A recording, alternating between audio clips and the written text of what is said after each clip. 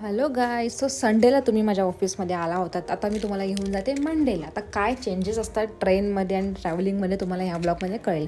So मस्तपैकी अशी ready होऊन मी निघाली ऑफिसला जाण्यासाठी. तो फर्स्ट ऑटो भेटली मला. ऑटो मला खूप लाईननंतर भेटली कारण की मंडे होता. सो लाईन तर आहेच सगळीकडे. ऑटो भेटली, मला लगेच ट्रेन पण भेटली, लगेच भेटली. पण बघा, बसायला जागा तर मला कधीच भेटत नाही. आणि ही एवढी गर्दी दादर स्टेशनला तुम्ही बघू शकता किती गर्दी असते. हे हर मंडेचं नाही, हे मंडे टू फ्रायडे हे नेहमीचीच गर्दी असते.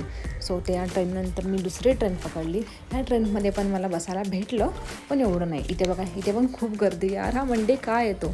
सो खूप गर्दीनंतर मी फायनली मला रिक्षा भेटली आणि मी पोचली माझ्या ऑफिसमध्ये.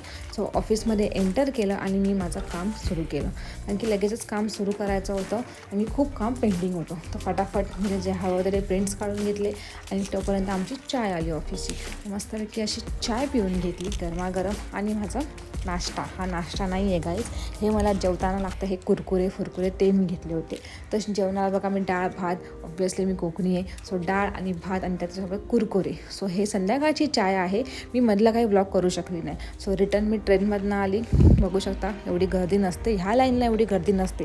पण जेव्हा मी दादरला उतरते तेव्हा त्या ट्रेनमध्ये मला चढायलासुद्धा भेटत नाही. तुम्ही बघू शकता किती गर्दी आहे. खूप म्हणजे खूपच गर्दी आहे या स्टेशनला. सो त्यानंतर मला ट्रेन भेटली फायनली. बघू शकता मारामारी धक्काबुक्की करून फायनली मला ही दादरची ट्रेन भेटली. ही ट्रेन मला ठाण्यापर्यंत येणार होती. सो ठाण्यानंतर परत मला ऑटो करून घरी जायचं होतं. बघा, ठाणा स्टेशन पूर्ण पॅक.